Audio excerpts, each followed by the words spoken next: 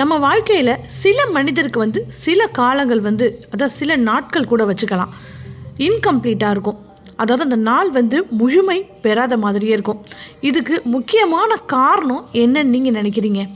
வேறு ஒன்றும் இல்லைங்க. அதுக்கு முக்கியமான காரணம் என்னென்னா லேசினஸ், சோம்பேறித்தனம். இந்த சோம்பேறித்தனத்தால் ஒரு மனிதன் வாழ்க்கையை எப்படி இழக்கிறாங்கிறத ஒரு கதை மூலமாக பார்க்கலாம். வாங்க வீடியோக்குள்ளே. நான் உங்கள் Saranya. Welcome to K talks. முன்னொரு காலத்தில் ஒரு பெரிய ராஜ்யம் ஒன்று இருக்குது. இந்த ராஜ்யத்தை ஒரு மன்னர் சிறப்பாக ஆட்சி செஞ்சுக்கிட்டு வராரு. இந்த மன்னருடைய ஆட்சி காலத்தில் மக்களும் சரி ஊரும் சரி அவ்வளோது ஒரு அமைதியாக இருக்குது. போருக்கு உண்டான அறிகுறியே இல்லை. திடீர்னு இந்த மன்னரோட காதுக்கு ஒரு செய்தி வருது. என்ன செய்தி வருது? உங்கள் நாட்டுக்கு போர் தொடுக்க எதிராளி வராங்க அப்படிங்கிற ஒரு செய்தி இந்த மன்னர் காதுக்கு வருது. உடனே மன்னர் என்ன பண்ணுறாரு? அந்த நாட்டு மக்களை பாதுகாக்கிறதுக்காக முன்னெச்சரிக்கை ஏற்பாடுகள் நிறைய செய்கிறாரு.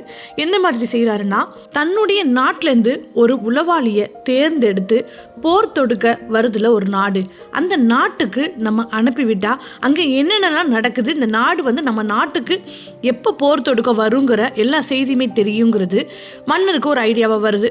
உடனே மன்னர் தன்னுடைய நாட்டிலேயே ஒரு சிறப்பான ஆளை பார்த்து தேர்ந்தெடுக்கிறாரு. தேர்ந்தெடுத்து உளவாளியாக அந்த நாட்டுக்கு போர் தொடுக்க வருதுல அந்த நாட்டுக்கு அனுப்பி வைக்கிறாரு. அனுப்புகிறப்பயே இந்த உளவாளியை சும்மாலாம் அனுப்பலைங்க மன்னர். இந்த உளவாளி கூடயே மன்னர் ஒரு குதிரையுமே அனுப்பி வைக்கிறாரு. இந்த குதிரை அந்த நாட்டில் உள்ள எல்லா குதிரையும் காட்டிலுமே இது ஃபாஸ்ட்டாக ஓடக்கூடியது.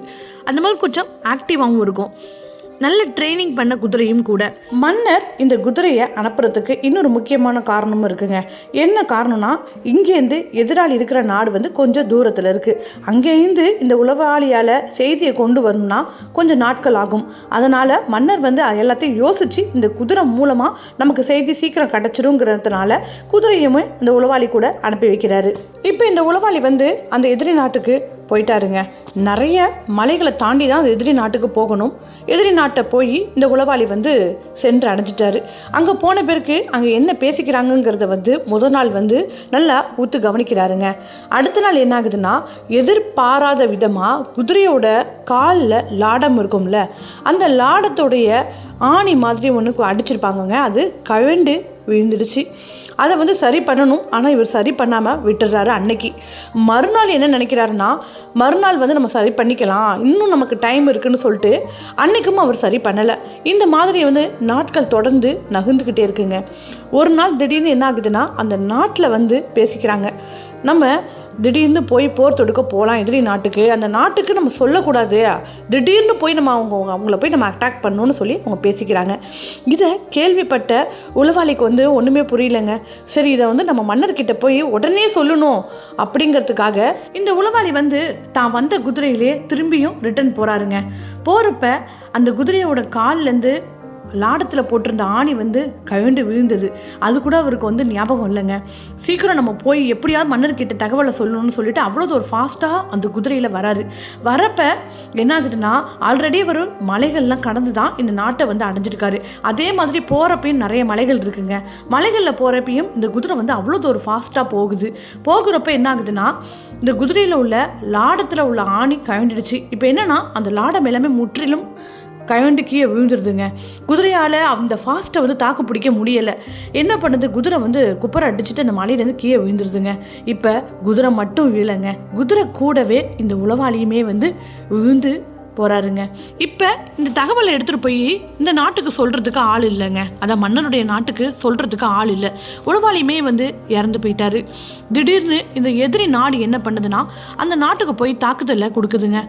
முன்னெச்சரிக்கை ஏற்பாடுகள் எதுவுமே இல்லாதனால அந்த நாடு தோற்று போகுதுங்க. போரில் தோற்று போகிறப்ப அந்த நாடே வீழ்ச்சி அடையுதுங்க. இப்போ இந்த உளவாளி பண்ண சின்ன தவறால், அதாவது சின்ன சோம்பேறித்தனத்தால், ஒரு ஆணி தானே பார்த்துக்கலாம் அப்படிங்கிற காரணத்தால் ஒரு நாடையே இழந்துட்டாங்கங்க. இப்போ இந்த மன்னர் கூட உளவாளியுமே நாட்டை மட்டும் இழக்கலைங்க, உளவாளி தன்னுடைய உயிரையுமே விட்டுட்டாருங்க. ஒரு சின்ன தவறால். இந்த கதை வந்து நம்ம வாழ்க்கைக்குமே பொருந்துங்க. நிறைய விஷயத்தில் பொருந்தும். நம்ம ஒரு வேலையை வந்து இன்றைக்கி செய்யலாம் அப்படின்னு சொல்லி முடிவெடுத்திருப்போம். அந்த வேலையை வந்து அப்புறம் செஞ்சுக்கலாம்னு சொல்லி நம்ம வந்து தள்ளி போட்டுக்கிட்டே போவோங்க.